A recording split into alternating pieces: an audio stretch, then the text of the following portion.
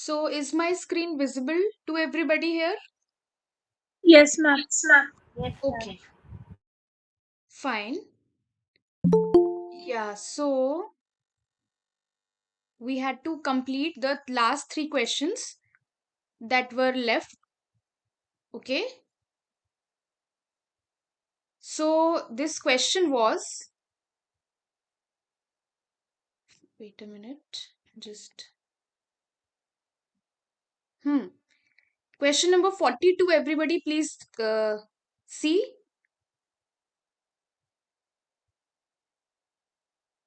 Hmm. Question number 42. Calculate the number of bacteria if they have grown for 5 generations. Okay. So, first try to solve this question. How this question would be solved. Calculate the number of bacteria if they have grown for 5 generations.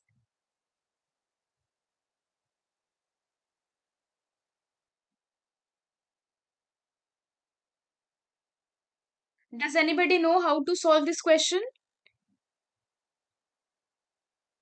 Calculate for the students who have just joined. So in the last class we had to complete three numericals that were left. So first we'll discuss those three numericals and then we'll immediately move to the week 3 lectures and the questions. Okay, so does anybody know how to solve this question? We have to calculate the number of bacteria if they have grown for 5 generations. So here they have grown, it is written that they have grown for 5 generations. Okay, so that means n is equals to 5. Okay, because n represents the number of generations. Is it okay to everybody? Yes, Could you ma'am. understand this? So now calculate what would be the answer. If n is equals to 5, what is the formula for calculating the number of generations? You can see here, what is the Power n. formula? 2 to the power n. Yes. So it would be how much? 2 to the power 5. Okay. So it would be 2 to the power 5 because the formula is 2 to the power n, where n is equals to number of generations. Okay. And here n is equals to 5. So the answer would be 2 to the power 5. When you calculate, it would come 32. Next question 32. is, yes, the initial number of bacteria inoculated was 20. Calculate the number of bacteria after 4 generations. So we have a formula which is n naught into 2 to the power n is equals to n. Okay, so where n represents the final number of bacteria and n naught is initial. Okay, now calculate and tell me the answer. What would be the 320. answer? 320. 320. Okay, correct. So, just a minute. Yeah, you have something to say, Hari? There are some messages. Okay, you wanted to say the answer. Yeah, you are right, Hari. So, the formula is this. So, n naught here is, n naught is 20 and n is 4. So, it would be 20 into 2 to the power 4, which would come to 360. Okay. Now, next question is, a bacteria is grown for 12 hours. What would be the number of bacteria after 12 hours of its growth? And the bacterial life cycle is 20 minutes. Now, we try to see how to solve this question.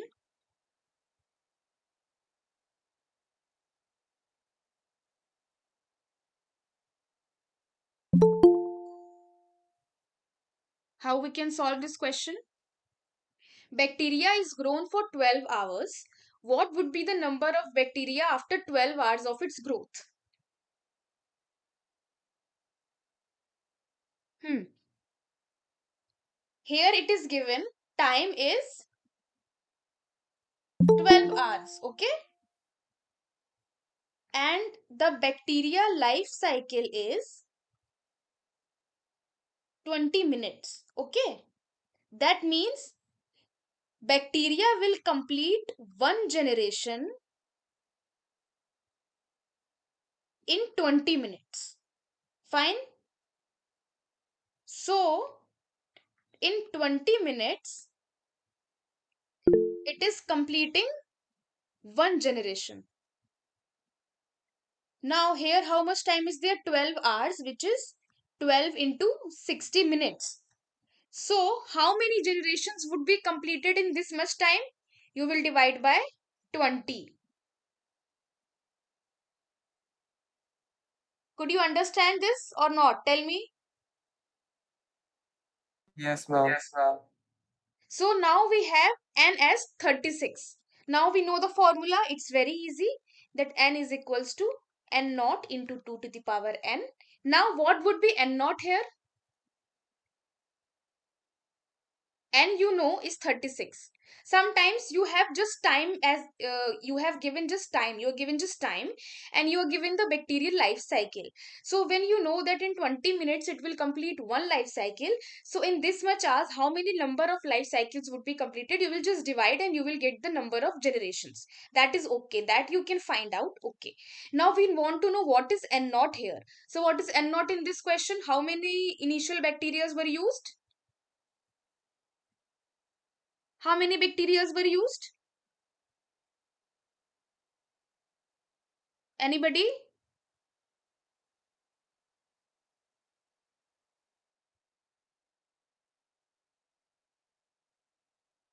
Ma'am, calculation in slides is not clearly explained with calculations. I could not understand your this thing question. Hari, what you want to say? Can you please elaborate? See, just look at the question. Here it is written a bacteria. A bacteria means how many bacteria are there? One bacteria. So these kinds of tricky questions comes in your gate exams also. That you have to just pay a little concentration to the basic understanding of English. Here they have written a bacteria. That means n naught is equals to 1. If it is written that 20 bacteria were inoculated or any number would be given, then you will use n naught is whatever the number is given. But here it is written a bacteria is grown. That means only one bacteria is grown. So simply you have to do 2 to the power 36 for getting the n. Is it clear? I mean sir's lecture slide. Okay. See, okay, in sir's lecture slide, you can see here. So after n generation, actually you have to always understand that the formula is n naught into 2 to the power n is equals to n. This is always the formula. So sometimes we do it as 2 to the power n because we assume that the initial number of bacteria inoculated is 1. For example, in this case they have written a bacteria, that means there was only just one bacteria. But sometimes if you are given that how this much number of bacteria were inoculated, then you have to take n naught as that. Okay, so the formula that you have to remember is that final number is equals to initial number into 2 to the power n, where n is equals to number of generations. Okay, and sometimes when number of generation is not given to you, they will give you the time. Okay, and they will give you like in this case they will give you the replication time or the life cycle. Then you can divide it to get the number of generations. Fine, you have to see the language of the question. If it is written a bacteria, that means the n naught is always 1. If they have given some number, then you have to take n naught as that. Okay, and these are the formulas. This is nothing. See, this is n is equals to n naught into 2 to the power n. You have just taken the log of it. The basic logarithmic formulas. If you have to remove the power and you want to put the log, it would be log n is equals to log to the power n naught. So 2 to the power n ka n log 2. This is the formula, general formula of logarithm. If you can just Google it and see the basic formulas. Okay, so this is nothing but the formula. This formula is important. This is just they have calculated it and make it shorter, but you can just remember this formula also. This they have used to calculate the generations. If you want to calculate the number of generations, then they have just rewritten the formula like that. This is the basic formula, and this is the basic formula, and just they have put taken the log on both the sides, and they have just rewritten the formula. The concept is the same. Okay, now just a minute, there are some people who wants to join. Fine. Ha, Anirban, you have some question you can ask. Yes, I'm ma'am. I sorry have if just I one spelled general your name question. wrong. Ha. Are these problem solving sessions are being recorded? Yes. Why? Where can I found it? Because I have missed the last section. Okay, so okay.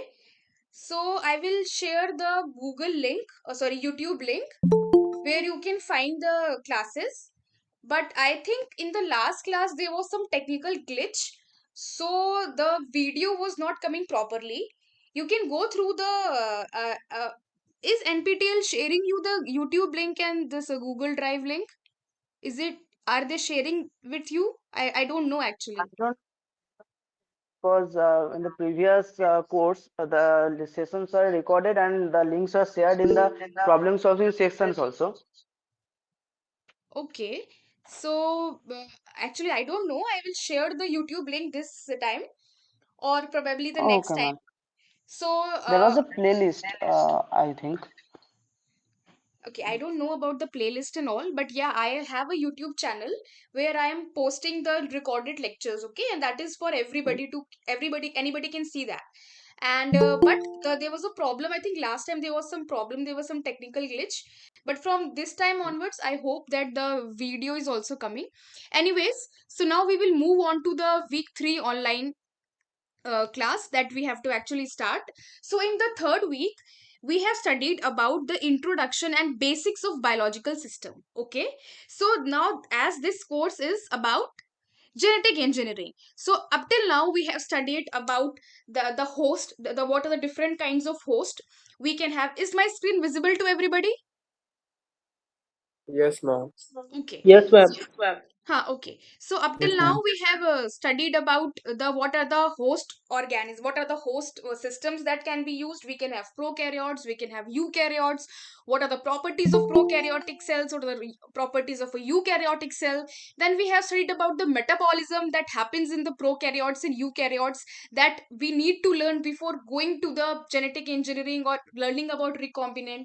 Then we have learned about the basic medias that are required for culturing of a prokaryotic or a eukaryotic cell.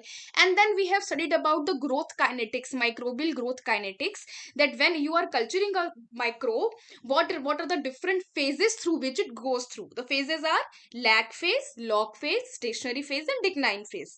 Now we have a basic understanding. Now, up till now, whatever we have studied, that was kind of a background, so that we have some basic knowledge about the actual thing that we have to study. So now in this week what we have studied, we have studied the different approaches for isolation of a gene of interest. So something very basic that about the genetic engineering is that what genetic engineering is about. That means you have to insert a gene or a segment of DNA to other organism. Okay, so that you can have a recombinant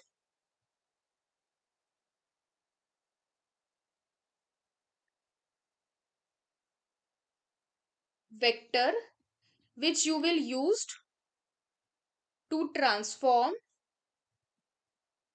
your host cell. Okay, so suppose I want to clone a particular segment. Okay, I want to clone a particular segment in a vector. So what is the first criteria, what is the first prerequisite of cloning a segment? I should have the segment. Okay, so for having the segment I should first isolate the segment. So that is what we have studied in the first lecture of the week 3, that what are the different approaches for isolation the our gene of interest. So there are two ways. First, when we know the gene sequence. Second, when we don't know the gene sequence. So when we know the gene sequence, then it depends that whether we want to isolate the gene sequence from genome or transcriptome. And when we don't know, when we I think this is something, this is reverse actually. So when we don't know the genome sequence, then this is to be done. When we know the gene sequence, then PCR we do. So when we know the gene sequence, then we do PCR. And when we don't know the gene sequence, then we isolate with the genome or with the transcriptome, depending upon our requirement. Okay, so see, I have to discuss questions with you, so I will not elaborate each and every point. I will just summarize and I will just read what all we have studied, and then we'll solve the questions. If you have had any problem in any of the topics that you have studied in your week 3 in any of the lectures, then you can tell me, then we will specifically discuss those parts. I cannot just discuss each and everything that has been taught in this 2 hour class. Okay, so then we have discussed when to use a genome library and when to use a cDNA library. Okay, then we have studied how the preparation of libraries, how to isolate a genomic DNA. Then we have studied how to generate suitable size fragment. We can do with the help of restriction digestion, with the help of mechanical shearing. Then how to construct a cDNA library, how to isolate mRNA, and then what are the different ways of doing the synthesis of cDNA. Okay, now we'll do the questions, and after I'll discuss the questions, if or in between also, if you have any problem in any of the things that you have studied in the in last week, you can ask. Yes, Hari, you have some question. Madam, what if that there was no lag phase? How will we calculate the formula? Okay, so there is always a lag phase. Okay, this is not the thing that there cannot be a lag phase. It might be very short, for a very short period of time, but lag phase will always be there. Okay, and so whatever and what formula you are talking about, can you just please tell me in the message? Meanwhile, we'll go to the first question. So, for understanding the phenotypic features governed by a gene, what approach should be used? The options are PCR, cloning of the gene, screening of the genotypic library, and screening the transcriptomic library. Tell me the answer. What is the answer? For understanding the phenotypic features governed by a gene, what would be the approach governed by a gene? I'm What is the screening answer? the transcriptomic library. No, see, for understanding the phenotypic features which are governed by a gene, we have to screen the genomic library. Okay, why? Because these features are governed by a gene, not governed by the transcriptome. So are you guys clear with the concept of genomic library and transcriptomic library? Okay, we'll do the second question and then I'll tell you. Second question, so the answer of the first question is screening the genomic library, because these features are governed by a gene. Okay, now second question is, some features are governed by the environmental behavior while others are not. Okay, which library is used for understanding the phenotypic behavior governed by environment? cDNA library, transcriptome library, genome library, both A and B, and both A and C. What is the answer? Both A and C. Both A and C, you are saying. Okay, let me see what are the options. A is cDNA library and genomic library. Can you tell me the concept or the logic behind it? Why you said both A and C? Hmm? Tell me the logic.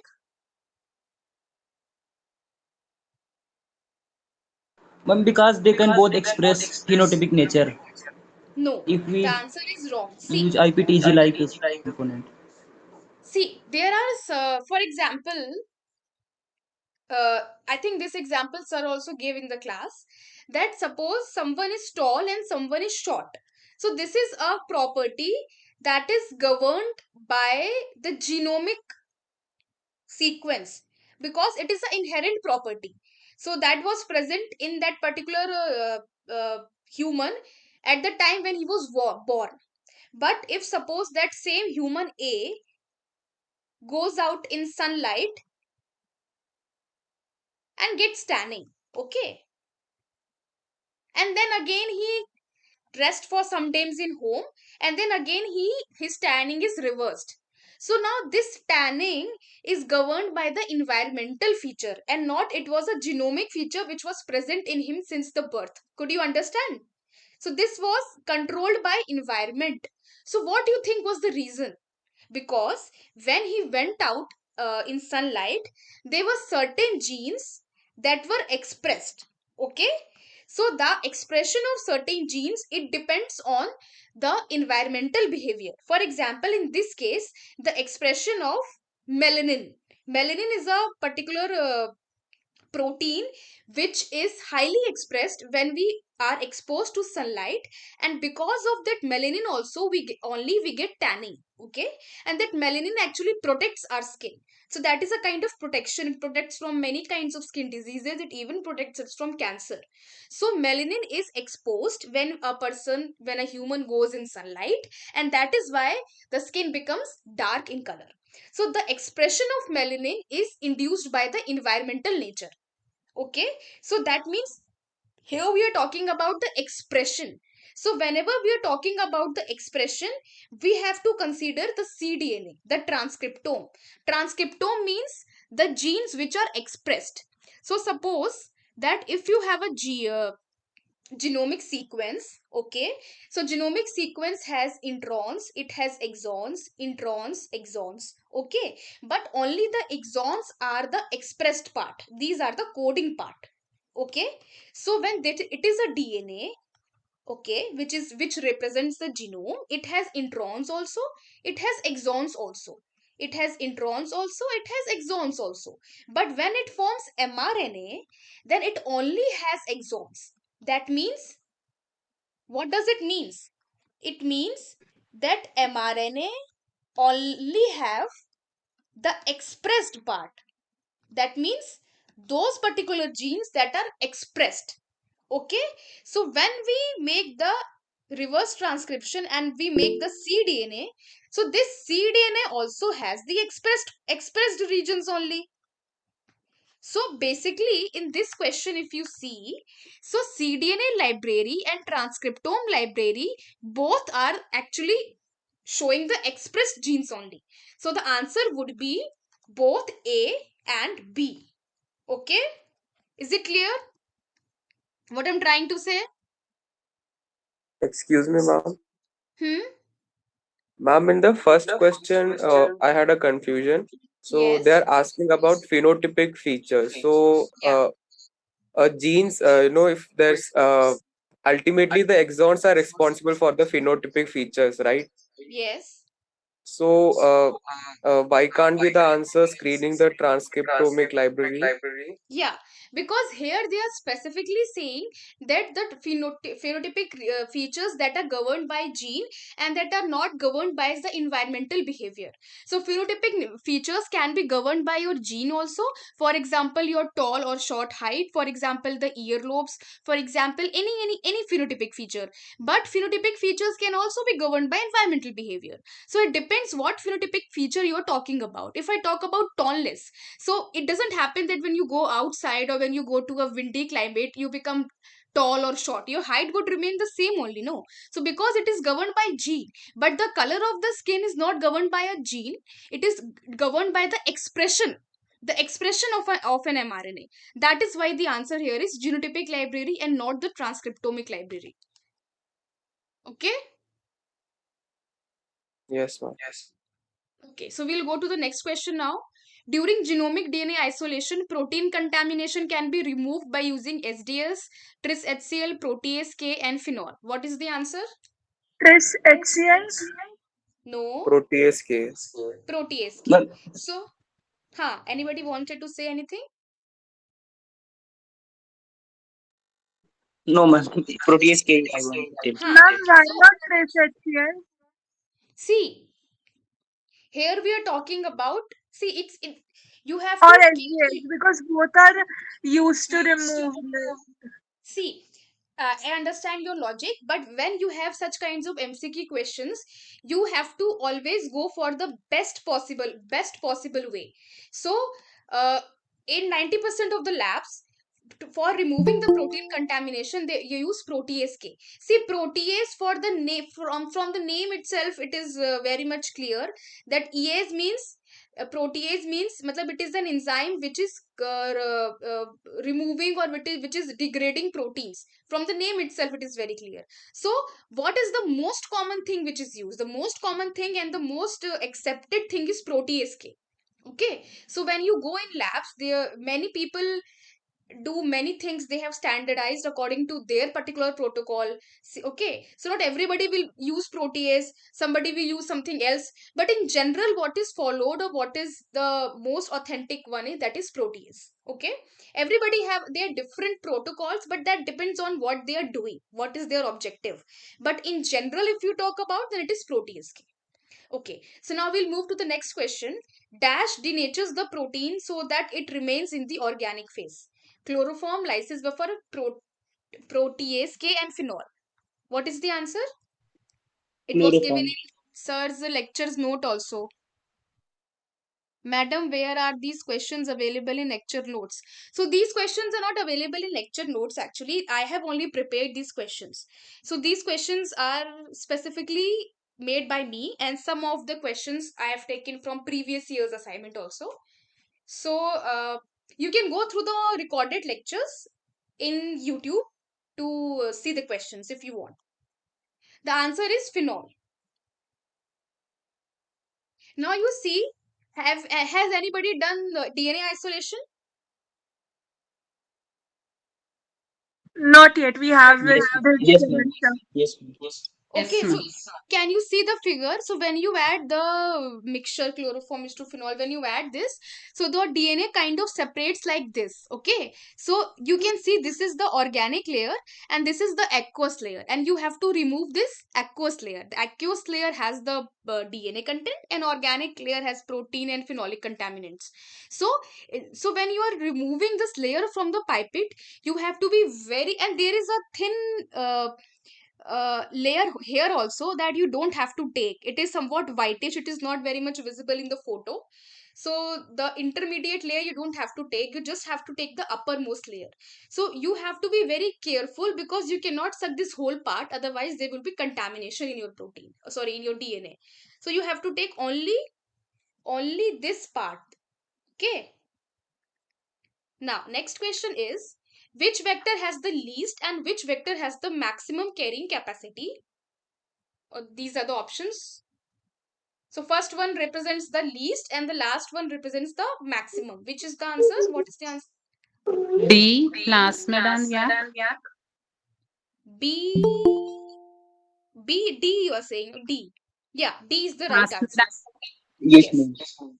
So see, even if you don't know about Ye, what is the full form of yak? Yeast artificial chromosome. Okay, so that means here it is a eukaryotic system, and this is a prokaryotic system. So obviously, eukaryotic system will have more carrying capacity than a prokaryotic system. Even if you don't know what is the actual carrying capacity of BAC and yak, if you're getting confused in between the two, you can use your common sense and brain that it is a yeast artificial chromosome. It is a bacterial artificial chromosome. So obviously, it would be larger. Now, next question is, Raman was trying to clone the genome of a species X that has a genome size of about 300 MB. Okay, so there is a species X and the genome size is 300 MB. So this Raman tries to clone. He used bacteriophage as the host for transformation. However, he was unable to generate the clone library. What can be the possible explanation for this? Bacteriophage did not have the receptors, bacteriophage was mutated, bacteriophage carrying capacity was less than the size of genome, bacteriophage carrying capacity was more than the size of the genome. What is the answer? Ma'am, C. C is the answer. Correct. So the answer is C. Can you explain also why C? How you can say that this is the answer? Ma'am, the bacteriophage head has a limited amount of space to accommodate DNA, so I don't remember the exact capacity, but the True. maximum amount it can accommodate is lesser than 300 MB. Yes. So suppose we will have any arbitrary figures. Suppose your vector in which you want to clone the insert, it is of 100 MB, and your insert itself is 300 MB, then how it will be able to get inserted into is. So the basic logic is that the size of the vector, it should be much bigger than the size of the insert. Then only the insert will be able to get ligated into it. Okay, so the answer is that why Raman was not able to clone 300 MB fragment into bacteriophage, because the size of the bacteriophage, that is the maximum limit, carrying capacity is the maximum limit, the maximum limit of bacteriophage was less than 300 MB. Okay, so now we will just have a short discussion about sticky ends and blunt ends. So do you know what are sticky ends and what are blunt ends?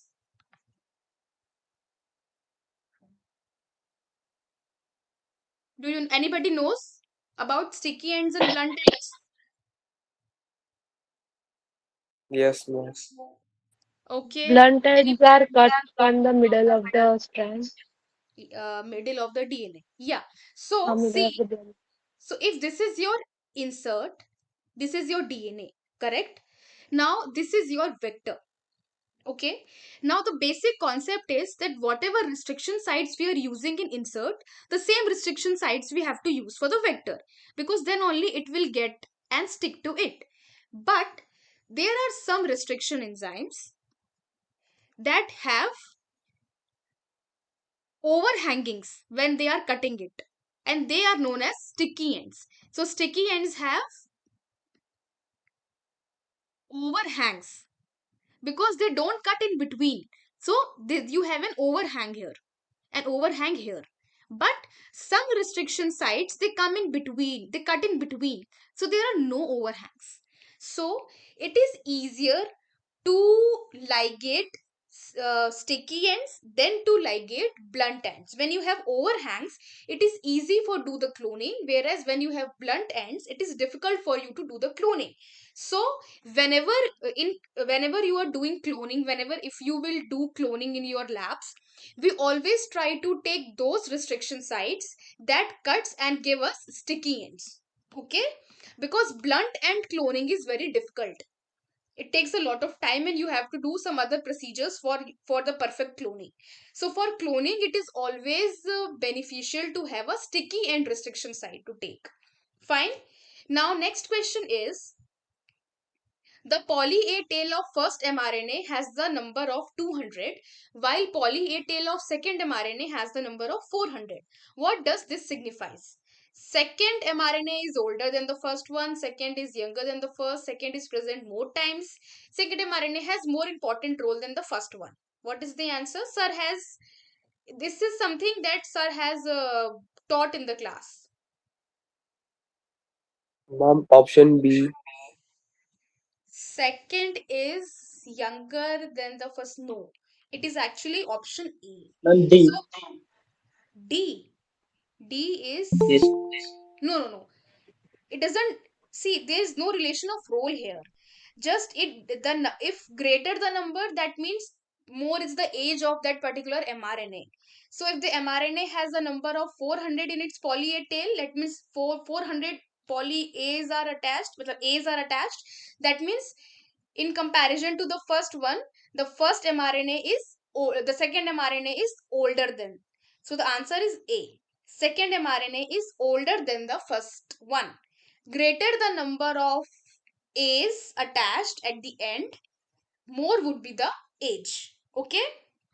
Now next question is, hydrolysis of DNA RNA hybrid during homopolymer tailing can be achieved by, how you can do the hydrolysis of DNA RNA C. hybrid? Option C. Using terminal Option C. transferation? No. It is a very easy question if you know the basics. See, what is the use of reverse Rever- transcriptase? Tell me. What is the role of reverse transcriptase? Ma'am, to go from mRNA to RNA to DNA. RNA. RNA to DNA. RNA to DNA. Yeah, cDNA. Always say cDNA. cDNA and DNA are two different things. Okay. cDNA only all cDNA is a DNA which has only those genes that are expressed, and DNA is the genomic DNA which has all the genes. So reverse transcriptase cannot be an option. What is the function of terminal transferase? You know what is the function? See, It binds the nucleotides in the DNA. yes, it is. See, sometimes you just have to put a basic logic. Terminal transferase. Transferase means it is transferring something. Ase is given, that means pakka it is an enzyme, because for enzymes only ase is there. So one thing we know, it is an enzyme and it transfers something, and that too at the terminus. That means at the end. So basically terminal transferase, it transfer the nucleotides at the end, at the 3' end of the DNA.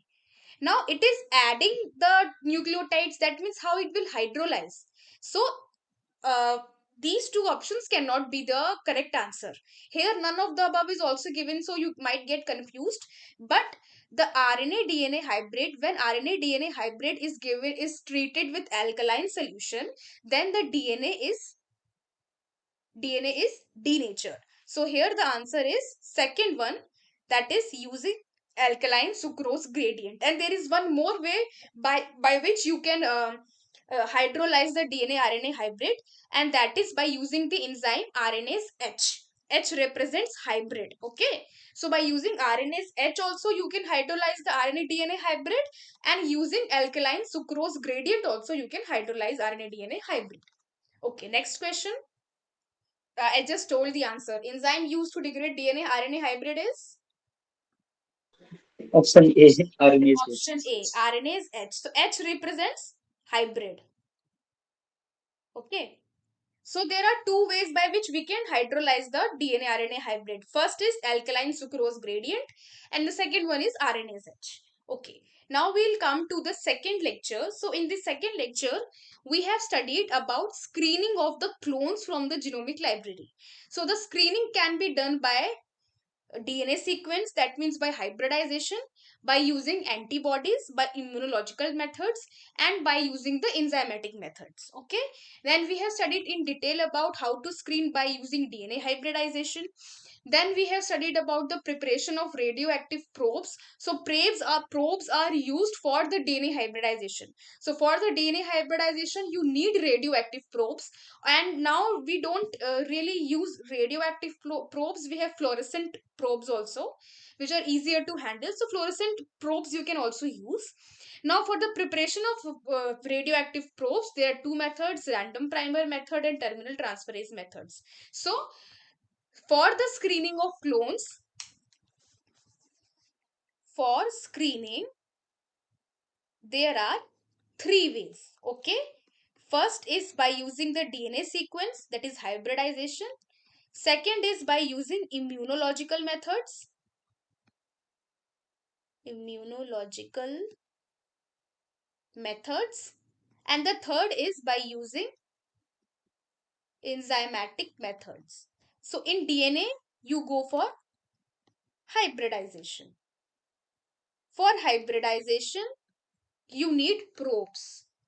To prepare probes, there are two methods: random primer and terminal transferase method.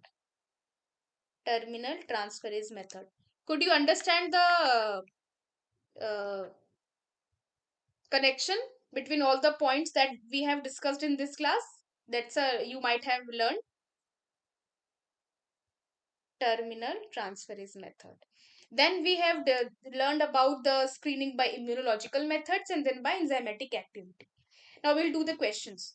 I This question is repeated, I think. Okay, just leave this question. This is, I think, repeated. The answer is RNase H. Now, 10th question is probe generation for screening by DNA hybridization depends on which property of DNA sequence? Identify the odd one: hydrogen binding, complementarity, replica plating, hybridization property. What is the answer? Carefully read the question. complementarity. No, you have to see. Here it is written, identify the odd one. What are the three points that are related with each other and one which is completely unrelated? What do you think can be that one option which is completely unrelated? Ma'am, replica Replica plate. plating, ma'am. Yes, replica plating is the answer. Why? Because probe generation by DNA hybridization means that you will make a probe, and suppose your probe has a sequence of A, T, C, G. So this A will bind to T, T will bind to A, C will bind to G, and G will bind to A. So that means it is depending on the complementarity. Okay, so complementarity is the answer because A will only bind to its complement T, T will only bind to its complement A.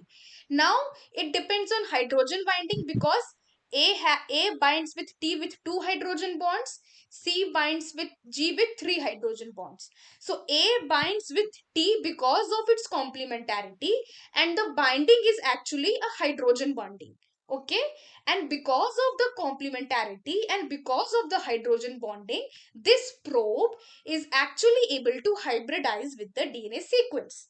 Okay, so therefore hydrogen binding, complementarity and hybridization property are interrelated, whereas replica plating, although is a step which is used in DNA hybridization, but it is not used for probe generation. Is it clear? Yes, ma'am. Yes, ma'am. Okay. Please send a previous record classes link. Chinmay Parida. Okay, so Chinmay, I'll share the YouTube link. We just had one class before this one, so you can just go through, and I think there was some technical glitch. So if you're not able to understand anything, you can ask. I don't know. I have actually shared the PPT with NPTEL. If they have not shared the PPT in this, if they do not share the PPT this week also, you tell me in the next class. Then I will share the PPTs also with you. Okay. I'll separately share the PPTs. I don't know actually whether it's my responsibility to share the PPTs or NPTEL has to share. I'll just confirm from them also. And in the next class, I can share the PPTs if they allow. Fine? Ma'am, Okay. where can we find the YouTube video link? YouTube video link I'll provide you in the end of the class, maybe. Okay, ma'am. Okay. Okay. So I will update this PPT also in the YouTube, so you can go through. Fine. The activity of the terminal transferase enzyme is observed at first nucleotide of the probe, last nucleotide of the probe, random activity across the probe, and 3' end of the probe. Now, this is a very confusing question. What do you think is the answer? Ma'am, D, 3 dash end of the D. probe. Yes, 3 prime. See, last nucleotide and 3 prime end, it can be very confusing because if you say terminal, then terminus can be at the first nucleotide also, at the last nucleotide also. But when we learn about the terminal transferase, then we know that it only binds to the 3 prime end of the probe. Okay, this is the most appropriate answer of the question. Now, next is screening by immunological methods is based on protein antibody interaction, antibody DNA, protein cell, protein DNA. What is the answer? Ma'am, protein antibody Option interactions. A. Yes, protein antibody interactions. So, just a minute. Okay. Okay, so whenever we are talking about any immunological method, okay, so here we have studied immunological methods in relation to our screening of the clones. But in general, when we talk about any experiment which involves any kind of immunological methods, then it is always about antigen antibody interactions. Antigen antibody interactions. So antigen means proteins because antigens are proteins only. Okay. So basically it is protein antibody interaction. Protein antibody interactions. So, do you know about immunohistological techniques or immunofluorescence techniques? Have you ever heard about these things? Yes, ma'am. Yes, ma'am. Eliza. Eliza is there. Okay. So, I'll just brief you about this. Just a minute. Fine. Hmm. So, uh, for a microscopy, suppose I have what to take. Suppose I have a tissue sample, okay, that I have fixed in a slide and I want to observe a particular protein in this tissue sample. So what will I do? That I will take the antibody which is against this particular protein, I will stain it and I will see in microscope, okay, to see where it is localized and what is its structure and all these things. So this is my immunofluorescence, because I am using the fluorescence property of a microscope by using immunological technique, that is antigen antibody interaction, to study about the characteristics of these proteins. So this is your immunofluorescence. So for immunofluorescence, for immunohistochemistry, for ELISA, and here also the basic concept is antigen antibody interaction, that is protein antibody interactions. So for screening, the first method is DNA hybridization, where you make probes. Second method is immunological methods, which depends upon protein antibody interactions. And third method is enzymatic methods, which is not that much used. Okay. Use of two antibodies during screening by immunological method is to remove the unwanted signals, remove the DNA contamination, amplify the signals, all of the above. What is the answer? All of the above. Option. Option D, All of ma'am. the above? No, this is not the answer. Anybody else? There was a girl who wanted Remove. to say Option A. Option A. option A. Okay, let me see. No, it is not the option A. There C, was one The amplify the girl. C. signal. C. Yeah, obviously now it would be C. But anyways, so see what is the basic concept. So if this is my DNA protein, okay, that I want to study. This is my protein. Fine. Now I will have an antibody against this protein. Okay. This is my primary antibody. Fine. So this primary antibody is against this protein. So this primary antibody would be specific to this protein.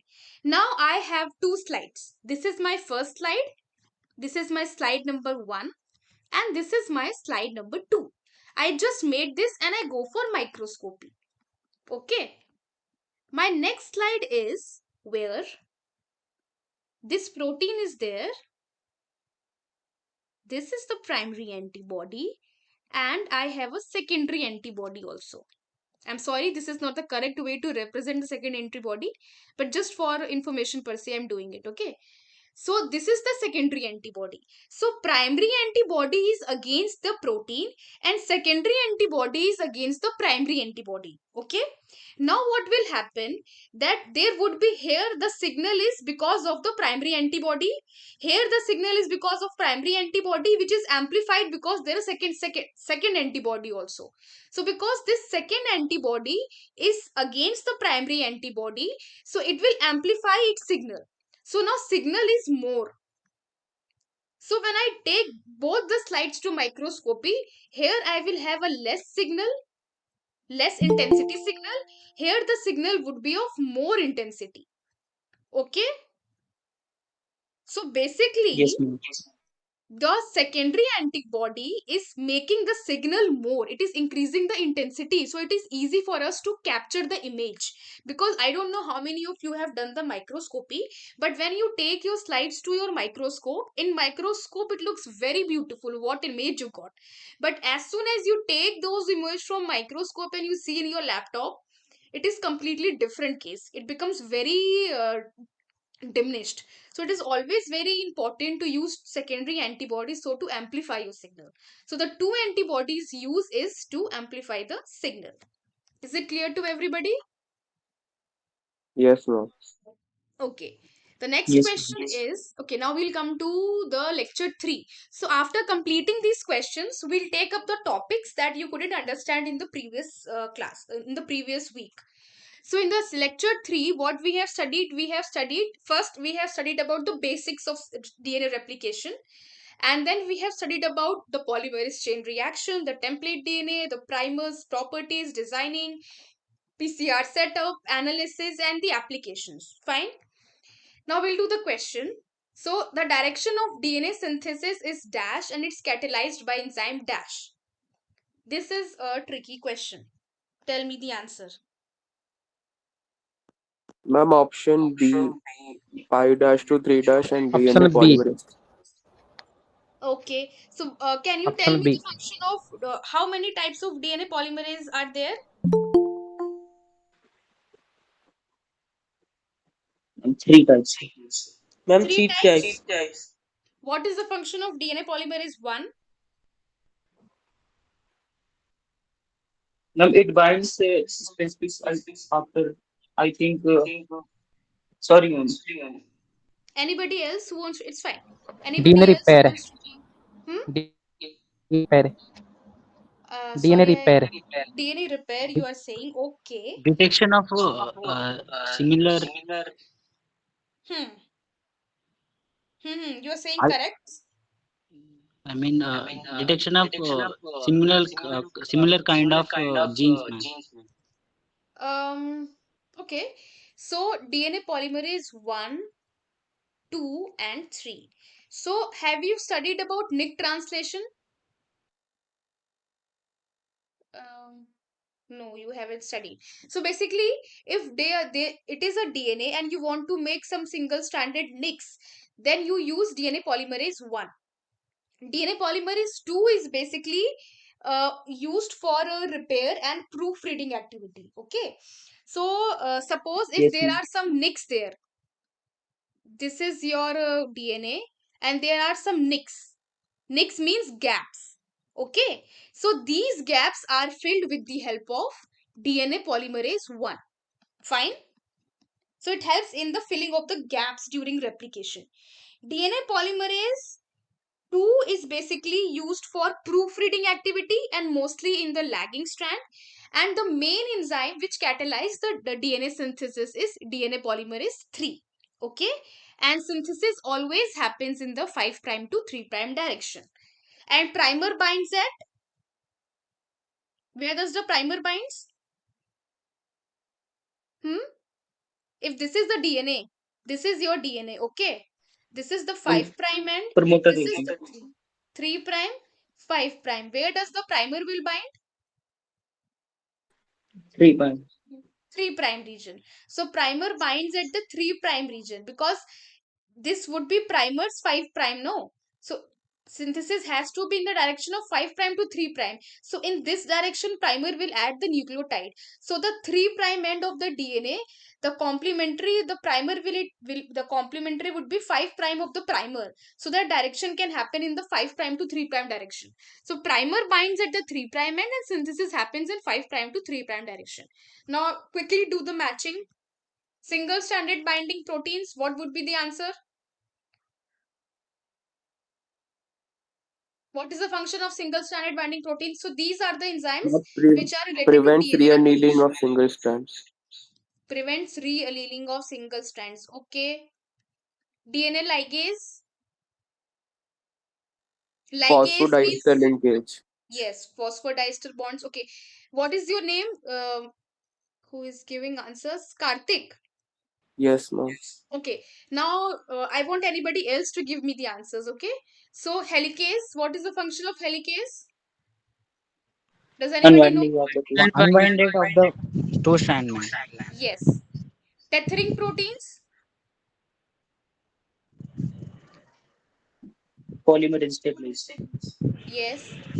Any girl who wants to try, now it is clear, but now for the other question, I want any girl to give me the answer. I want everybody to participate in the class. Okay, if you're not understanding anything, you can always tell me that you couldn't understand the question, or please repeat the solution.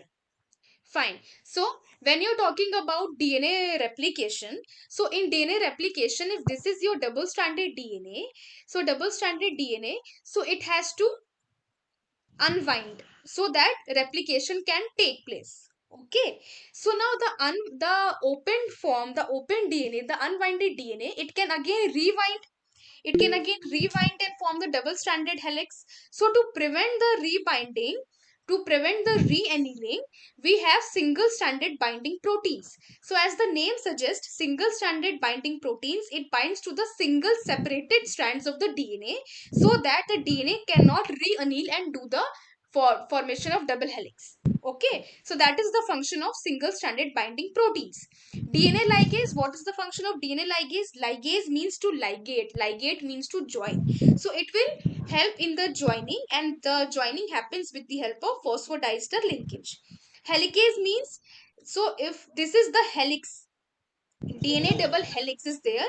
Now the helix has to be broken, not broken, but it has to be opened so that the primer can come and bind, or the or the enzyme can come and bind. So helicase, it actually unwinds the DNA so that the DNA gets separated. Primase is the enzyme which is used for the synthesis of RNA primers. Okay. Now we'll come to the next question. Cofactor required by DNA polymerase during PCR is Magnesium chloride. Magnesium chloride. NGCL. magnesium chloride is the answer. Okay. Now I want only girls for this answer. Match the correct pair. Repeats and runs. So this is related to primers. Okay. What kind of criteria that we have to look into while we are designing primers? Something related to that. So any girl repeats and runs. What can be the possible answer from the four options?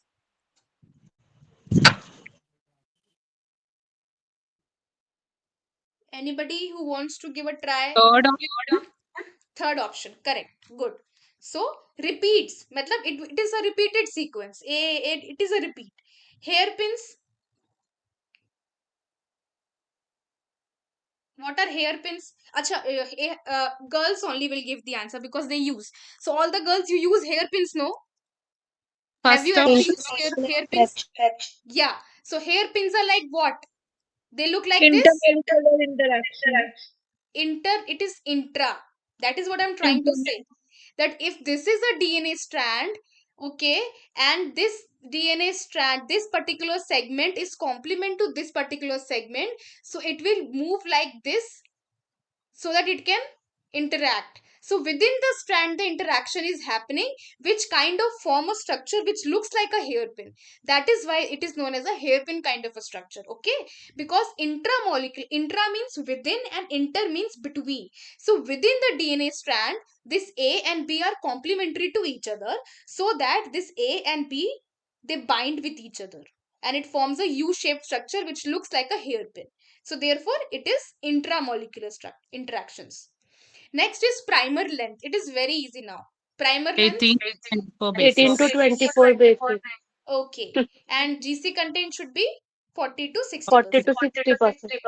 Right. Good. Now we'll come to the next question. This is open for all. Calculate the melting temperature for the primer sequence. Question is open to all.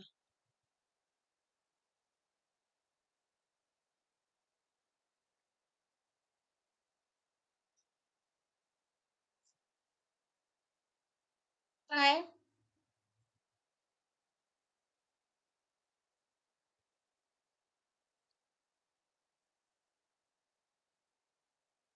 This is week 3 that we are discussing now. Questions? Yes. Ha. Okay. So try. Anybody who wants to give a try? Now I've opened the Yes, ma'am. Ma'am, formulas. please show question. Show question. Hmm? Please show question. Oh, sorry. Uh, yeah.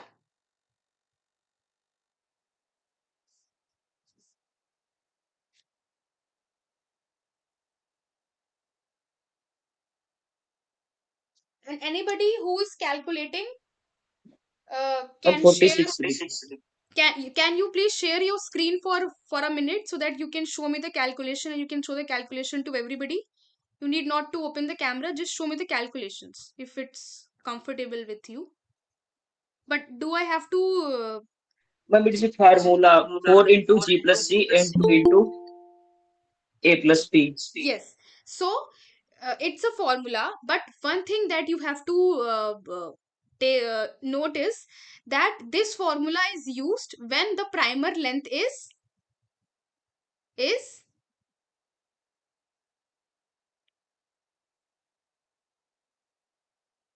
tell me more, and this is for primer length. Then who was answering me the question? Who was the one who was answering me Me. the question? Me, I don't know you. Me. Subhash has some yeah, you can say Subhash. Ma'am, I was answering. Acha, okay. Okay. So you have to consider that this where is the formula? Sorry, huh. So this formula will be used, but you have to first have you checked the number of the nucleotides which are present? It is No, ma'am. 1, 2, 3, 4, 5, 6, 7, 8, 9, 10, 11, 12, 13, 14. Okay, you can use this formula. So you have to take into consideration that also. Now, next question is which dye is used for agarose gel electrophoresis? ETBR, Comasi, silver stain, all of the above. Ma'am, Ethereum bromide. ETBR. ETBR. Very easy. Now, any girl who wants to say that where Comasi is used, if you know. SPS page. Yes, Comasi is used in page. Now we come to lecture 4, which is polymerase chain reaction. So in this lecture, basically, we have we saw the demonstration of how to design a primer, how to set up a reaction, and how to a gel run. So we'll have some few questions, and then we'll see what are the topics that you couldn't understand, and we can discuss them. Okay, so this question is that plasmids are delivered inside the bacterial cell by what? Transformation. Transformation. Restriction enzymes do what? Digestion. DNA ligase, ligation. Binding of cohesive sticky ends, not relevant. So plasmids are delivered with the help of transformation. Next question is the function of RNase enzyme is what? Easy. Degrade RNA. Option C. Degrade RNA. So basically, see here RNAs. See, this question has a problem. Why? Because I have written RNAs. So RNAs are basically used for degrading. I haven't mentioned specifically RNAs H or what, because but in these options, this is the only relevant one. But if there would have been another option where it was written only degrade RNA, then you have to select this option. Is it clear? Because RNAs are the most ubiquitous enzymes which are present in nature, most ubiquitous. That means that they are present everywhere. So if suppose you're doing RNA isolation, I don't know how many of you have done it. You might be doing in your subsequent semesters. So when you're doing RNA isolation and when you're doing DNA isolation, so you have to be very very careful while you're doing RNA, because RNA is very prone to degradation because of its own properties also, A, and second because RNAs are present everywhere. So you have to properly clean your bench. You have to use some there is a one zap is there. It is a trade name actually. Like you wipe your hands with alcohol before doing any experiment. You have to wipe your hands with zap also. And you should try to double autoclave your tips. And so you have to be very careful while you are using. You have a different kind of a water also, DPC treated water that you can use.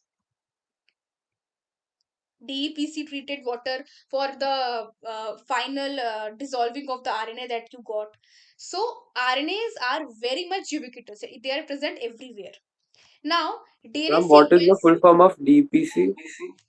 I don't remember exactly. Let me see. I think it's DEPC.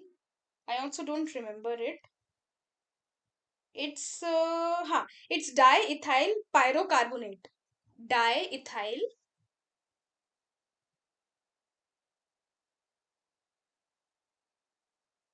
diethyl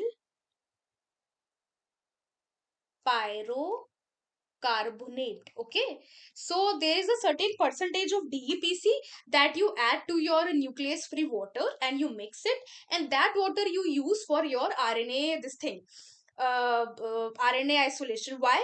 Because this DEPC basically it inactivates the RNAs which are present. Okay, so it causes the inactivation, because although we use nucleus free water only, so in molecular biology, so whenever we have to resuspend DNA or RNA, we don't use our normal double distilled or milky water. No, we have a special molecular grade nuclease free water. Nuclease free means it is free from any kind of DNAs or RNAs. So that molecular biology grade nuclease free water only we use for the resuspension of your DNA or RNA pellet. But it is always better to mix your nuclease free water also with DEPC. So it is not like a standardized protocol that every lab uses, but yeah, it depends from lab to lab, it varies from lab to lab, but yeah, this can also be used for eluting your RNA. Okay, now second, the 22nd question, DNA sequence having recognition site of type 2 restriction enzyme is Option B. option B. Let us Yes. see what is option B. It is T G C G C A. Okay. So first property, option B is the correct answer anyways. So the first property for the sequence that can be recognized by a restriction enzyme type 2 specifically is that the sequence should be a palindromic sequence. Palindromic sequence means that if this is a 5' end and this is a 3' end, then it should be the sequence should be same from 5' end of both the strands.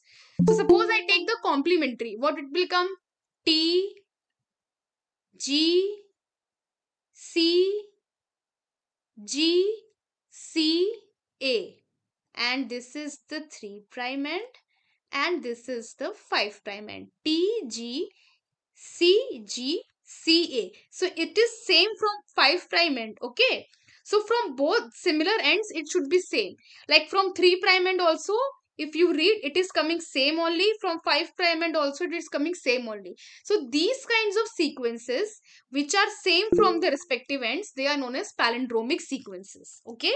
So for restriction site recognition sequences, the sequence should be a palindrome. So that is why the answer is B. Okay. Next question is, dash is one of the applications of polymerase chain reaction. What is the application here according to this thing? The answer is B. Site directed mutagenesis. Now, how many DNA duplexes are obtained from DNA duplex after 4 cycles of PCR? Ma'am, Yes. ma'am, can you Then explain the 16. above MCQ?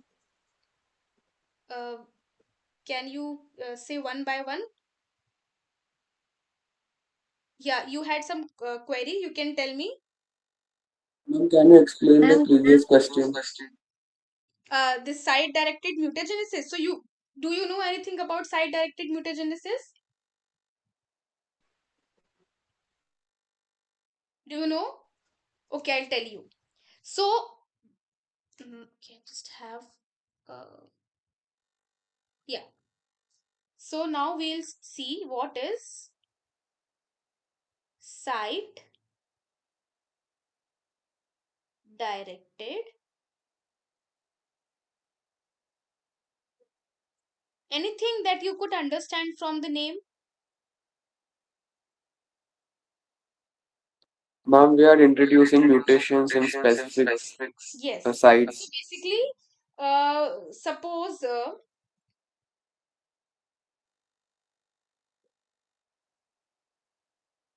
this is your plasmid or any DNA that you have.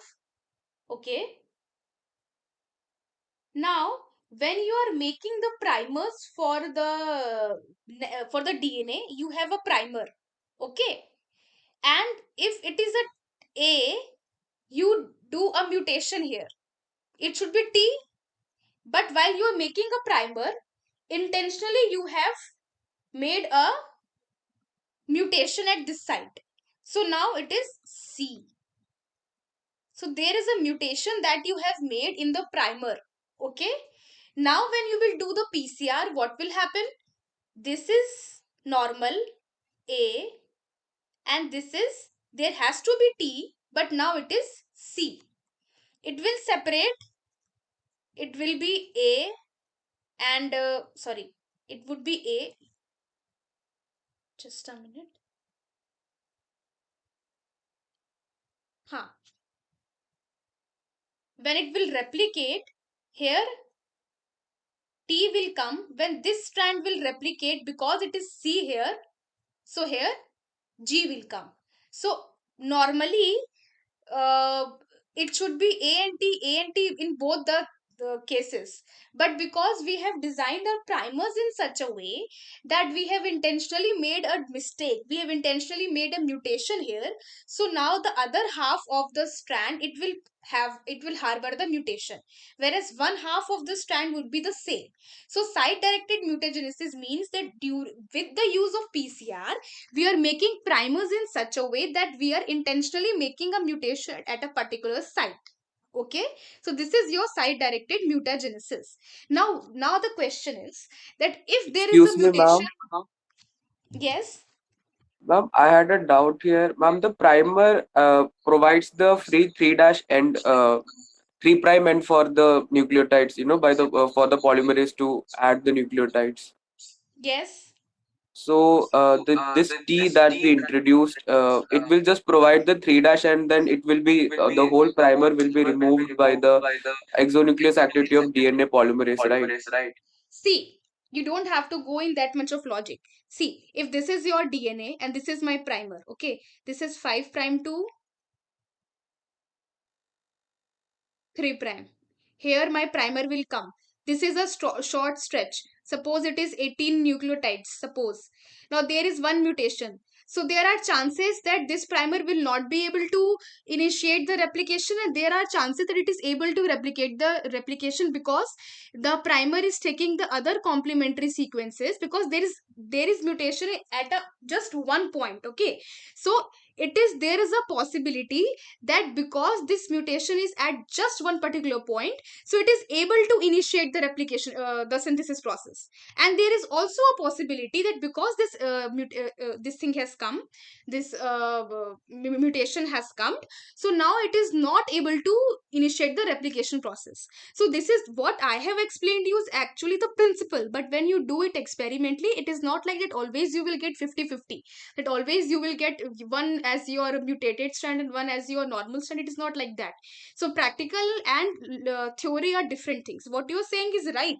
So that is what I'm saying, that when you're doing an experiment, it is not always that you will get the result. It depends, the efficiency, it depends on many factors, but this is the basic principle, that because the mutation is at just one particular site, and because transcription is not that much controlled process as DNA replication, so there are possibilities that this particular mismatched is escaped and the primer is able to synthesize, because all the other nucleotides are matching, all the other nucleotides are complementary to each other.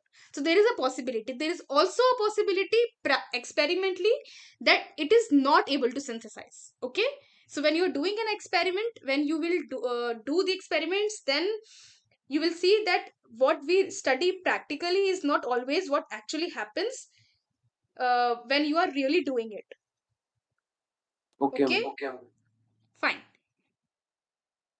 Um, huh. So we were at 27th question. How many DNA duplexes are obtained from one DNA duplex after 4 cycles of PCR? So what would be the answer? How many? 16. 32. So the what is the formula? Formula is 2 to the power n. So that is 2 to the power And 4. Okay, 4. fine. Now, denaturation is the step where DNA will be heated at easy. 90 to 95. Yes, 90 to 95 degrees Celsius. So any girl, tell me the three steps of PCR. What are the three steps? Very easy. Three steps of PCR. Basic biology, basic biotechnology. First step is Annealing, denaturation, and and annealing, Denaturation, annealing, and denaturation, extension. yes. So extension. first, this is the DNA. Okay. So in vivo what happens, that helicase enzyme is there. Okay, so helicase enzyme will separate the two strands. Okay, then there is one enzyme which is known as topoisomerase. Topoisomerase will remove the supercoiling, the supertension. Then there would be single stranded binding proteins which will bind to the individual strand so that the strands will not re-anneal. But when you are doing a PCR reaction, when you are doing it in vitro, then you don't have helicase, you don't have topoisomerase, you don't have single strand binding protein. So what you have to do, but the logic remains the same, the idea remains the same, that if the DNA is double stranded, then it has to be separated. So how you can separate? Either by enzymatic methods, or you can have a high temperature. Okay, so now we have to give a very high temperature of about 94 to 95 degrees Celsius so that the DNA is separated. Now the DNA is separated. Now comes annealing. Annealing of what? Annealing of primers. Now primers will anneal. Now there would be annealing of primers. Once the primers have annealed, now there would be extension. Now what is the enzyme which is used for DNA PCR? The most common enzyme? Tag polymerase. Tag polymerase. So what is the full form of tag polymerase? Thermus Thermo- aquaticus. Thermus Yes. aquaticum. Thermus aquaticus. Thermus. That means this enzyme, it can withstand very high temperature. So the logic of using tag and not any other DNA polymerase, I mean there are many kinds of DNA polymerase that can be used, but the normal DNA polymerase, because normal DNA polymerase cannot withstand the high temperature of the PCR reaction, but the Thermus aquaticus tag DNA polymerase can withstand high temperature. There are other kind of this thing enzymes also. One is fusion, that is even more that's better than the tag. It is even more efficient. This fusion is basically used when you're doing cloning experiments. Okay, fine. So now, yeah, DNA sequence having highest melting temperature. Which DNA sequence has highest melting Fourth temperature? option. Yes. And Fourth what is option. the reason? Because it is triple bonded. GC content. Yes. So G triple bonds with C, whereas A has a double bonding with C. So obviously this will have a higher melting temperature because there are more number of hydrogen bonds, greater strength, greater would be the melting temperature. Now, fine. Then if amplification of one strand is required, the modified PCR is known as. This question I think we should leave because I think sir will teach about this more in the subsequent lectures. So we'll wait for the week 4 lecture. If sir covered this topic, then it would be easier for you. If sir doesn't cover, then we'll do this question. Fine. So if sir doesn't cover, I don't know the syllabus of the next week, but if this portion is covered, then we can answer, then you can answer. If this portion is not covered, then we'll discuss each and every kind of PCR in the next class. Now, specificity of primer towards template can be improved by designing short primers, raising temperature, adjusting the concentration of sodium ions, and using polymerase with proofreading activity. What is the answer? How we can increase Designing the. sort primer. Sorry? Sort primer. Ma, raising temperature. Yes, raising temperature is the answer. Just a minute. I think there is some. Just a minute. Hmm. What are rare SNPs? What are so Narayan? So we'll discuss. We'll try to concise our questions which are related to a topic, because otherwise it would be very vast. It would be very difficult to cover everything. So we'll try to answer the questions and we'll try to discuss the topics which were covered in the last week. Okay.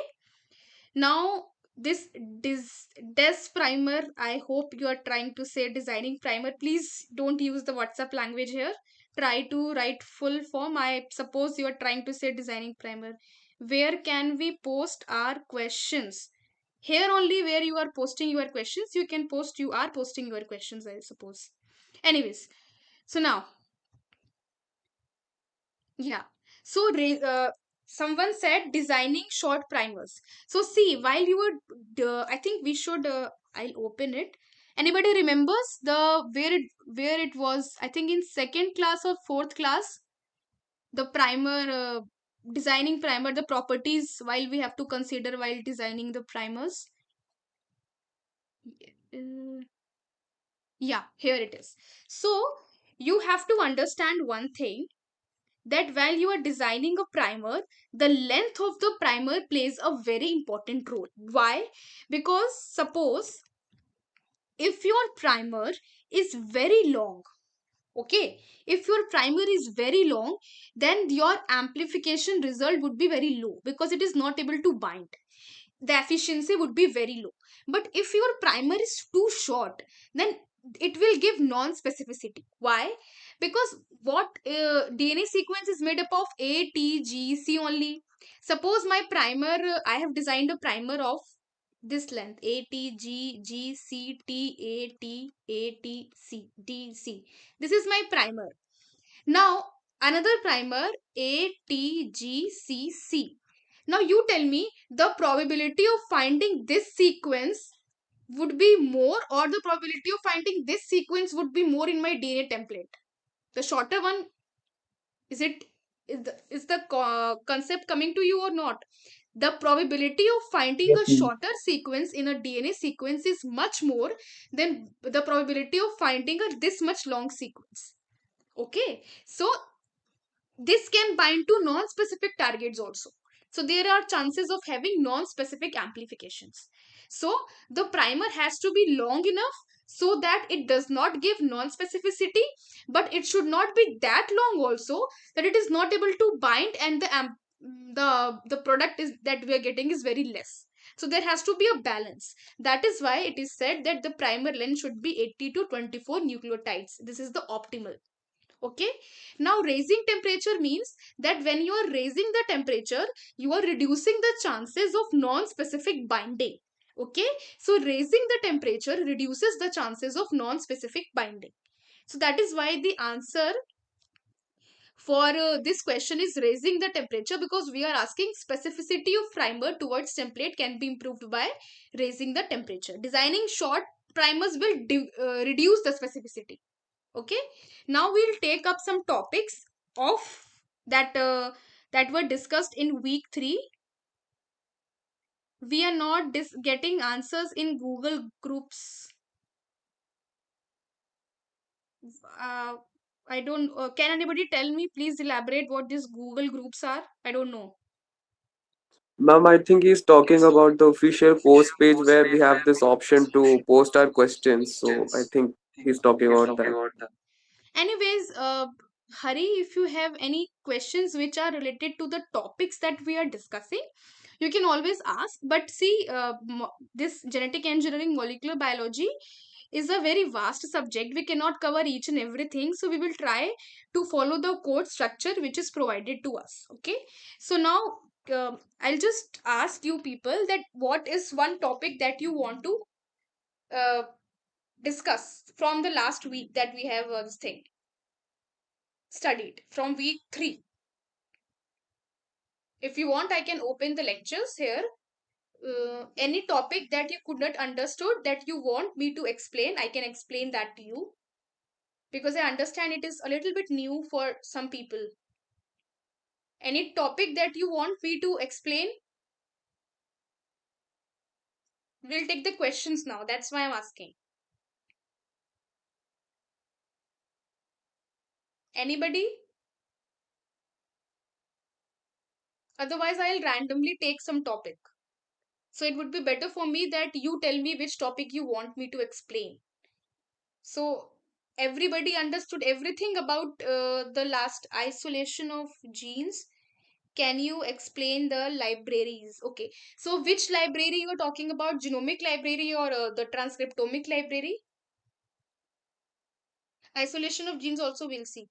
PCR, genomic library. Fine. Okay.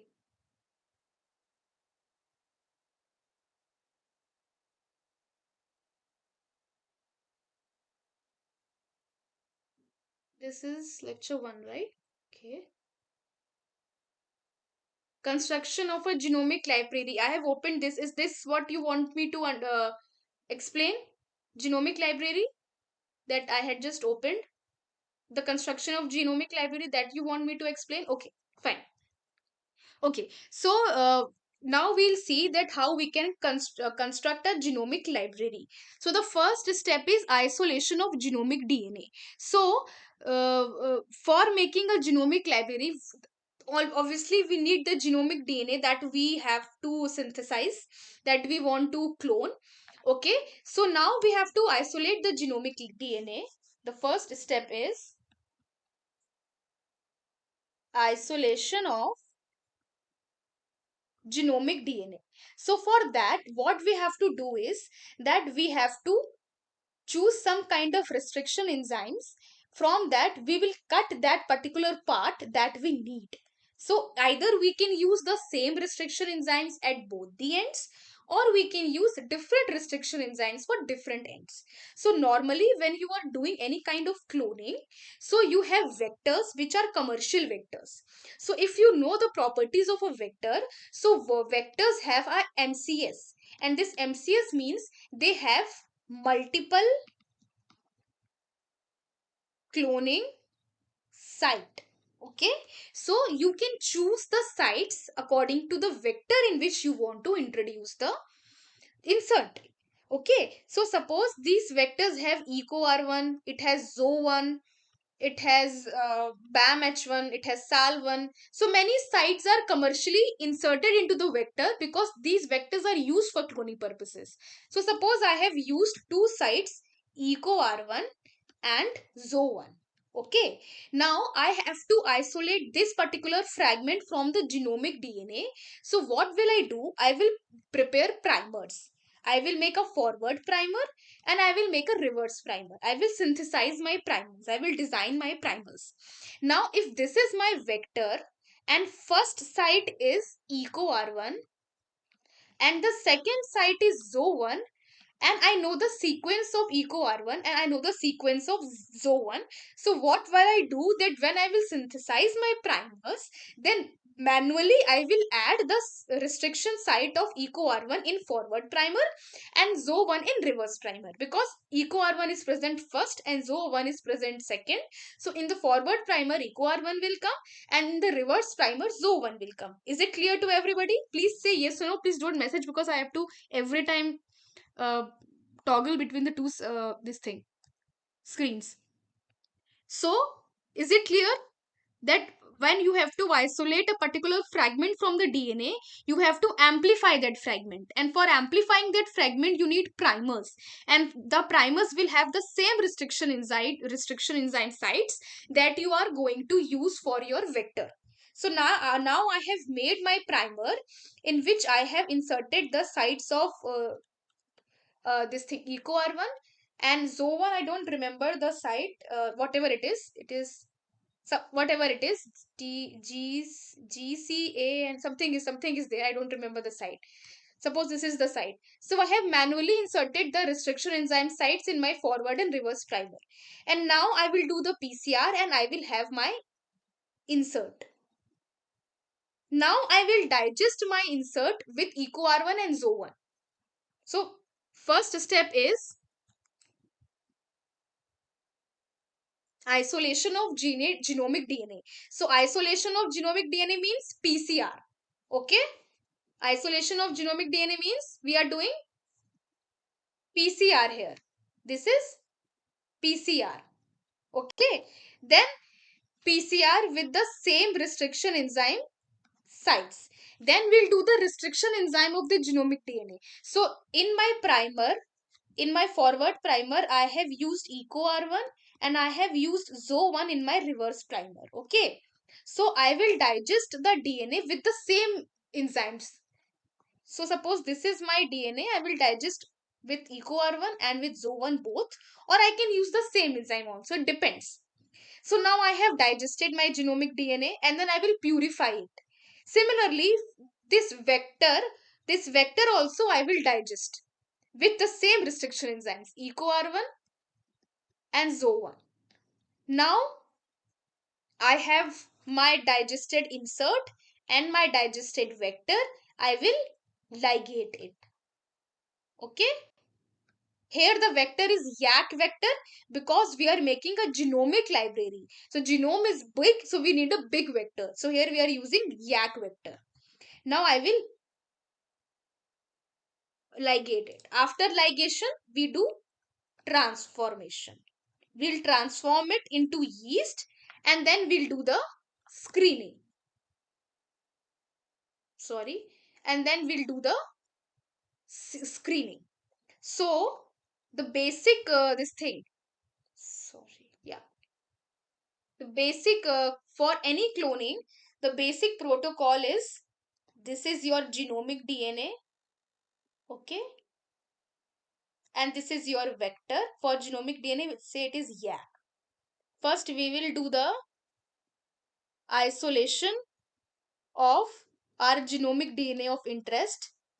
Then we will do restriction enzyme digestion. Excuse me, Suppose, ma'am. yes. Ma'am, how do we choose the restriction enzyme? I mean, which one we should use to digest the Yeah. See, DNA it we want? depends on, that's what I said. Said, suppose this is YAC. Okay. Now, all the commercially available vectors, what are the things that are present in a vector? You have an origin of replication. Okay, you have any antibiotic selection marker, suppose ampicillin or something. You also have what? You have MCS. This MCS stands for multiple cloning site. Okay, so artificially there are many cloning sites. That means these are the sites of restriction enzyme digestion. So this MCS is basically a site where ZO1, EcoR1 and many other restriction enzyme sites are given. So whatever sites are present in your this MCS, anyone you can choose for your restriction enzyme digestion of gene of interest. But there is one thing that you have to take into consideration which is very important. Suppose this is my gene of interest, okay, and suppose in MCS I have EcoR1. What is the sequence of EcoR1? This is the sequence of EcoR1. Now I thought that okay, I will use EcoR1 for digestion, so I will digest my gene of interest here also. Here also I Ma'am, will it's get double six. T for the sequence. Ah, sorry. Guard TC. Yeah. No. Okay, whatever it is, can you just confirm? I also got confused now. Ma'am, Whatever GAATTC, ma'am. GAATTC. Thank you. I wrote it wrong. Yeah. So it is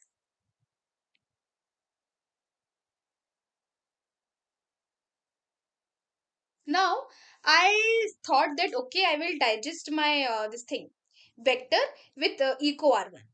I will digest here, I will digest here, I will get sticky ends and I will use it here where the EcoR1 restriction site is present. Now, what if this GATTC is present inside my insert also? Then what will happen?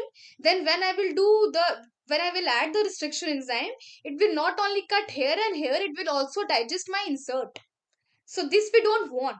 So one criteria for using the restriction enzyme is that the restriction enzyme site should be present in the vector, and second criteria is that that particular restriction site should not be present in your insert.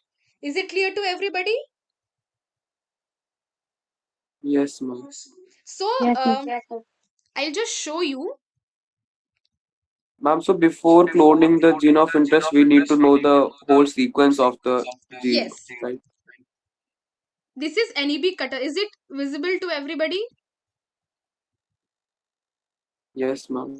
Okay, so this is basically a site. There is some net problem. Anyways, you can open and you can see.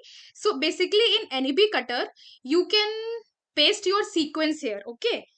Uh, let's say I have a sequence. This is not a sequence. I'm just pasting it here for your reference. Any sequence I am taking.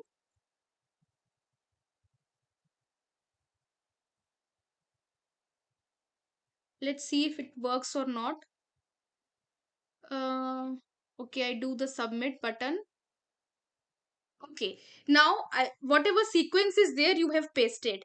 Now you want zero cutters. Zero cutters means that these cutters okay, I'll just click and then tell you. So I have selected zero cutters. Now what are these sites? These sites are cutting my sequence nowhere. Zero means that they are not cutting anywhere. If I chose all enzymes, you can see here. So this enzyme cuts my sequence nowhere. This enzyme cuts my sequence at one part. These enzymes cut my sequence nowhere. Like this, you have all the enzymes and you can see that these enzymes cut my sequence nowhere and one. So likewise, you can have your this thing. Okay, see this enzyme, it is cutting my sequence 11 times. Okay, another if we have this enzyme is cutting my sequence 2 times. So like this you can just paste your sequence and then you can see that what are the enzymes that are zero cutters. We have to always see the zero cutters. Zero cutters means that these enzymes are cutting 0 times in your sequence. So you have, suppose you have eco r1 as a zero cutter. Now you will see that whether this eco r1 is present in your vector or not. If this eco r1 is present in your vector also and eco r1 is not cutting your insert also, then you will use eco r1 as your restriction enzyme. Is it clear to everybody? Ma'am, could you explain this once again? This part, zero cutter part. Okay, so you see that there are when you, if this is your insert, okay, and this is your vector. Now this vector will have multiple restriction enzyme sites. Okay, now we want to choose that which restriction enzyme we should use for cloning. Suppose I had in my lab, I have eco r1 restriction enzyme, I have zo1 also, and I have bamh1 also, and all these three are present in my vector also. Now I want to see that which should I use. Should I use eco r1, should I use zo1, or should I use bamh1? So first thing that I should check is that whether the uh, sorry, um, does anybody wants to say anything? Okay, I think there was some disturbance. Anyways, so yeah, so now what I will see, I have to make sure that the restriction enzyme sites of eco r1 or zo1 or bamh1, it should not be present internally in my sequence. So I will, for example, I went to NEB cutter, there are other sites also you can search, and then I pasted my sequence. Okay, I pasted the sequence, and then there are one cutter, two cutter, zero cutter. One cutter means that whatever enzymes are coming under the category of one cutter, it will cut my sequence one time. Whatever enzymes are coming in the category of two cutters, it will cut my sequence 2 times. Whatever enzymes are cutting in the category of zero cutters, it will cut my sequence 0 times. So I have to select, I have to see and look for the enzymes which are zero cutters. And if in zero cutters eco R1 is coming, we can use eco R1. If all three are coming, then you can use any that you want. Is it clear now? Ma'am, ma'am, then how will we produce the sticky ends in the gene of interest if in case of zero cutter? No, zero cutter means that it is not cutting your insert in between. What you will do is that when you see, when you have isolated this particular sequence, that's why in our primer we have added eco R1 site, no, so that it can synthesize that in our sequence. Did you understood? Yes, ma'am. Before cutting, we have we did the PCR, and in PCR we have manually inserted the site of eco R1 in the end, so that in the end there is eco R1 site present. Is it clear? Yes, ma'am. Okay, there is some question. I think Narayan has a lot of questions. In homopolymer tailing, what are oligo A, oligo G, oligo T, what are primers, what are made up of? Oh god. So see, homopolymer tailing, what are oligo? Oligo means what? Narayan, can you tell what is the meaning of oligo? Just tell. Except of typing, tell. Oligomers. Okay, oligomers. So oligo A means many A, oligo G means many G. What are primers and what are they made of? What are primers? This is a very basic. Anybody who wants to give the answer to him? What are primers and what are they made of? Anybody who wants to explain what are primers and what are they made of?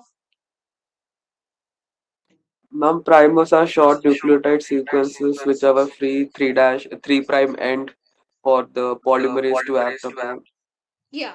So basically, suppose you are making, this is your DNA sequence, okay, and you want, this is the 5 prime end and this is the 3 prime end, and you want to synthesize the complementary of this DNA strand. So you need a certain stretch which will be used to initiate the reaction, which will be used to prime the reaction. Okay, so that to prime the reaction, we need a short stretch of nucleotides which is complementary to the 3 prime end, so that it can, there is an initial attachment which is taking place, and after that subsequently the DNA polymerase will add. So primer is basically a short stretch of nucleotide of approximately 18 to 24 nucleotides which is used for priming, that means initiating the reactions. So these are nucleotides, stretch of nucleotides. Okay, ma'am, can you send the YouTube link? Yeah, just a minute.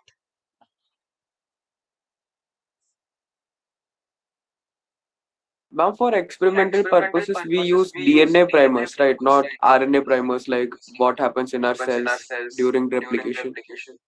Yeah, I mean, see, yeah, but see, it depends on the your goal. So when you talk about PCR, when you talk about normal PCR, so PCR is used in n number of this thing applications. You use PCR for cloning, you use PCR for normal amplifications, you use PCR for temperature settings also sometimes. So it really depends on your objective. Okay, so I am giving you the name of the YouTube channel. You can just open, try to open. It is, sorry. Should I use the, can I use the same, exactly same?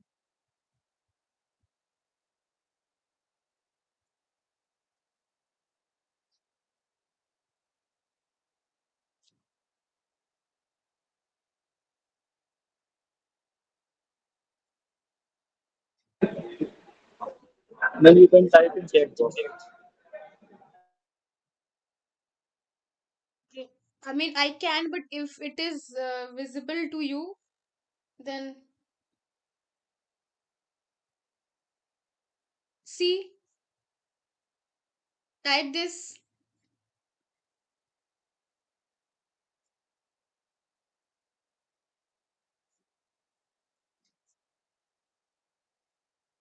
There's just one lecture there, but it present in RNA also.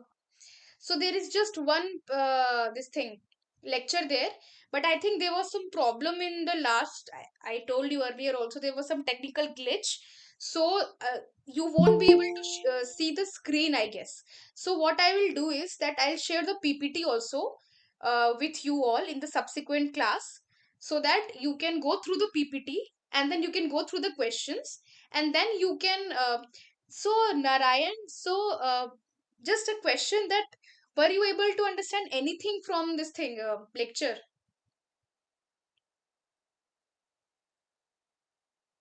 I don't know. Anyways, I'll explain you.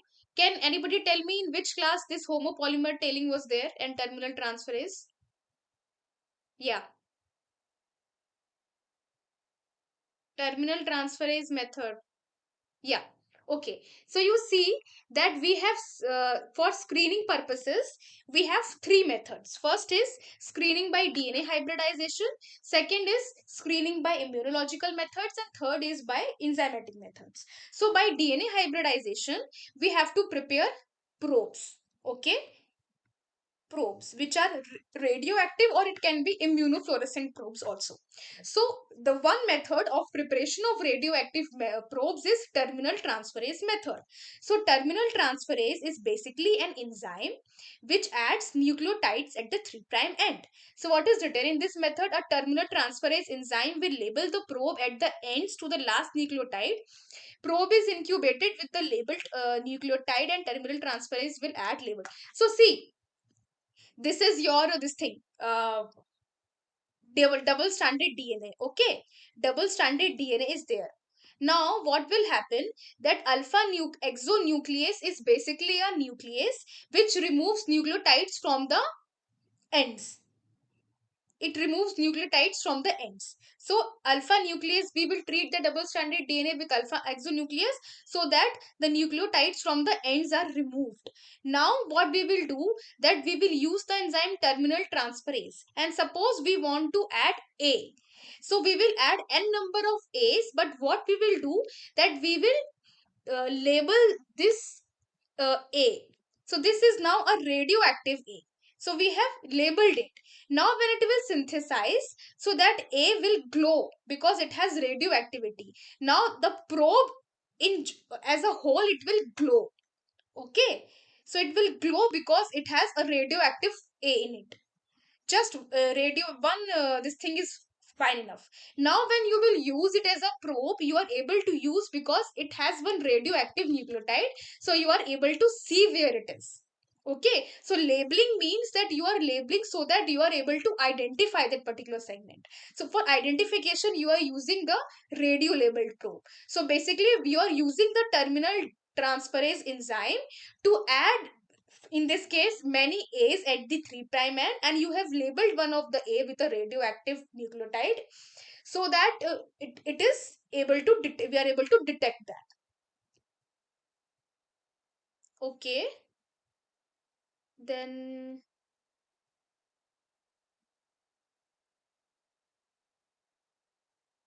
yeah, we can see, we can add that. Anything you can add. It is not that only we have to add A, you can add TGC also. But here, see, suppose if you are doing suppose you are doing this thing. So Narayan has asked that can we add T, C and G also. So you can add, but suppose if you are doing a cDNA preparation, okay, you are doing a cDNA preparation. Now you know that your mRNA has a poly A tail.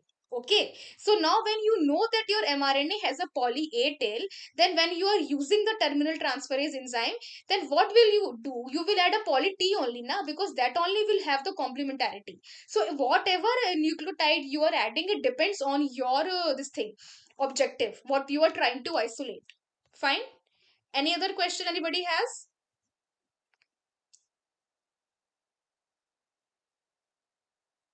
Okay, so thank you, Subhash. I think you have shared the YouTube link. Thank you so much. So anybody has any other questions? or Ma'am, doubts? can you please tell us about yourself? Because on the course page, only Vishal Trivedi sir's name is mentioned. Okay, so I am Apurva. So I am a PhD scholar in University of Hyderabad. So I'm a PMRF scholar. So basically, you have a lot of fellowship programs. So one of the program is Prime Minister Research Fellow. So that you can apply only after you are enrolled in PhD. Okay, so when you are enrolled in PhD, then you can apply for this fellowship program. So when you are granted the fellowship, then as part of your fellowship program, you have to do some kind of teaching assistantship. So for that only I'm doing this thing, NPTEL course. So how many of you want to pursue higher research? You want to go for higher research? Many wants to go, it seems. So you all are like graduation students, or you are PG students also? Ma'am, graduation. Graduation. Graduation students. Okay, so you will have like this thing, uh 6 months, this thing, project, it seems, no? Okay, can That's in third proteins, year, ma'am. sorry? It's in TY. Okay. Can proteins and RNA used as primary in experiments? So Hari, so we are using these primers in what kind of experiments? Nucleotide or protein experiments? We are using nucleotides, no? We are using DNA and RNA. So for DNA, will there be any use of using proteins? No. So proteins cannot be used, RNA primers can be used. Proteins makes no sense because we are doing molecular biology. We are still at the transcription stage. We haven't jumped to the translation step yet. So proteins makes no sense there. Okay, so does anybody has any other questions? Ma'am, I wanted to ask about the examination for the certificate. So, what would be the format for that examination? Will it be online I think it would be and online. computer based? The Okay. exact format, actually, I also don't know. I'll ask sir, and I'll let you know in the next class. But I think there would be some MCQ questions definitely, and whatever you are studying, whatever we are discussing, and it also depends on the assignments, whether you are submitting your assignments regularly at definite times or not, whether you are completing your lectures or not, whether you are attending your online classes or not. Attending your online classes is also compulsory, it is very important. Attending completing your assignments on time is also very important. The evaluation would be basis on your attendance. It would be on the basis of your assignments, your marks that you are getting in your assignments, and the final evaluation, whatever test you will have. In the questions that you will get in the exam, it would be basically from whatever you are studying. uh, and it should not be just that, I think sir has provided some other notes and books also. So today only I saw that, so you can go through that also. And whatever explanation that he is giving in the class, sometimes teachers do explain certain things that are not present in the slides. So but the good thing is that NPTEL provides the transcripts, the voice transcripts, so you can go through the transcripts as well. If you're not able to understand something that sir has taught, and you want to again read, and you don't want to go through the whole lecture, you can just go through the transcript, and you can just find some very small things that might not be present in the PPT, but he has taught to you. The exact format, I'll let you know in the subsequent. Can we find textbooks online, please provide? Yeah, last time I think someone told that she will remind me. I don't remember her name. She said that she will just mail me a reminder. Yeah, ma'am. It was me. Actually, even I forgot. I will text. I will send it you today itself. So whatever queries you have, you can send me on my mail ID. So I'll try to this thing clear. And also one thing, now that you have my YouTube link, someone has shared it. So if you have any queries or any doubts, you can put it in the comment box there. Okay. So in the comment box, you can put the queries, and I'll get through it, and I'll just try to answer the queries as well. Okay, so whatever this thing problems you have for this particular subject, I think some book that sir has provided you, that would be enough. But if you have any other doubts, you can always ask me. Okay. Ma'am, can you share your email ID once again? I was not present in the last class. Okay,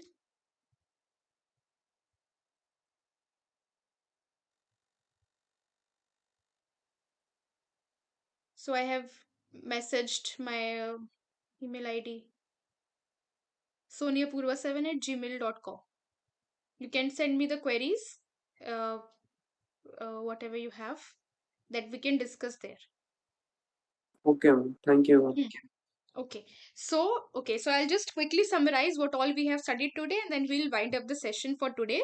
So today, what all we have studied? We have studied the basics. First, we have studied that what are the different approaches for isolation of the gene of interest. There can be two possibilities. If the gene sequence is known, that we will do PCR. If the gene sequence is not known, we can isolate the genome, the sequence, depending upon whether you have to create a genomic library or transcriptomic library. Then we have studied about the construction of a genomic library, the construction of a cDNA library, how to isolate DNA, how to isolate mRNA. Okay, all that we have studied. Then we have studied about the screening, how we can screen by the help of DNA sequence, antibody, or using the enzymes. Then if you are using the DNA hybridization method, then you can screen by DNA hybridize, prepare the radioactive probes by random primer method or terminal transferase methods.